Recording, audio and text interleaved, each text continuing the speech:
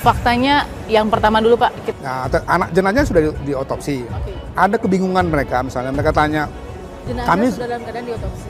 udah, kemudian tanda tangan gitu. Harus tanda tangan ini tanda tangan apa? Sehingga dia nggak mau tanda tangan pertamanya. Disebutkan tidak Pak isi dari surat pernyataan? Nah, itu yang mereka tidak terlalu paham isi itu. Ada kata-kata tidak menuntut atau apa gitu. Polisi makin terpojok. Ahli hukum top bongkar fakta mengejutkan ini.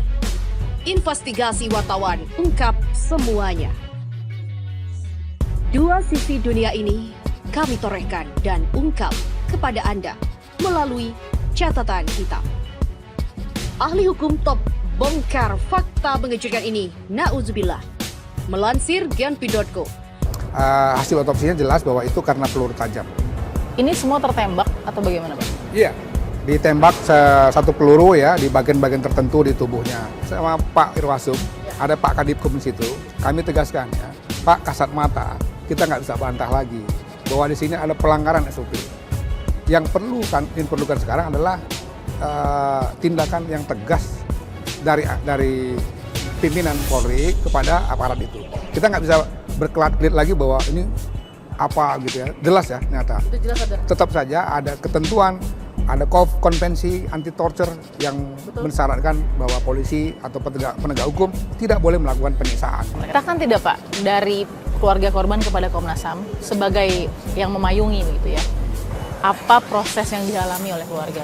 Ya, mereka bilang mungkin ini miskomunikasi ya. Jadi mereka merasa kalau kami nggak bisa segera mengambil jenazah anak kami misalnya. Berkaitan dengan kasus penembakan ini, sekali lagi Komnas HAM menyatakan bahwa ini nuansa terornya tinggi.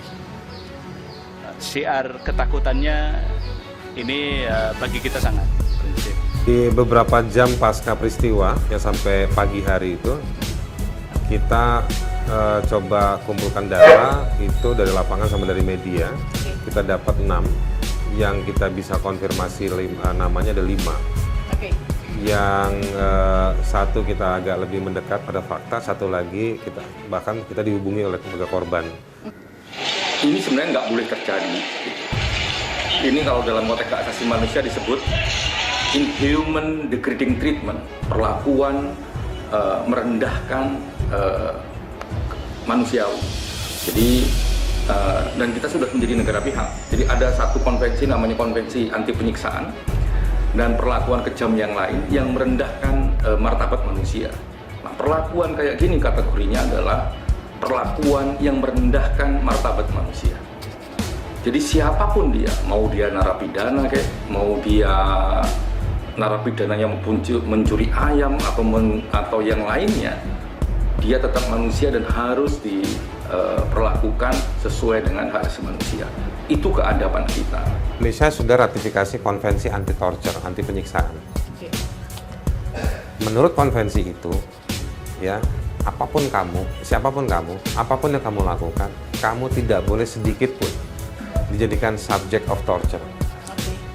Kita ini terbiasa nuduh orang perusuh, nuduh orang bertato, nuduh orang preman, nuduh orang bandit, nuduh orang begini. Terus kalau berikutnya kita bilang seolah-olah kita bisa menghalalkan untuk memperlakukan apapun ke orang-orang itu. Menurut saya nggak boleh. Mau dia tukang ngumpulin batu, mau dia perusuhnya, dia biang keroknya, dia banditnya, dia musuh dari semua orang yang benci pada kekerasan. Berarti apa bedanya dia si perusuh dengan polisi?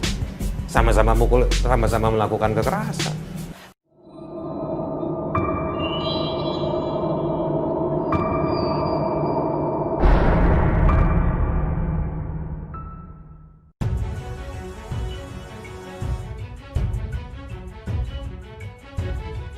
Mantan Ketua Mahkamah Konstitusi Hamdan Zulfa prihatin atas penegakan hukum di tanah air yang dinilai buruk.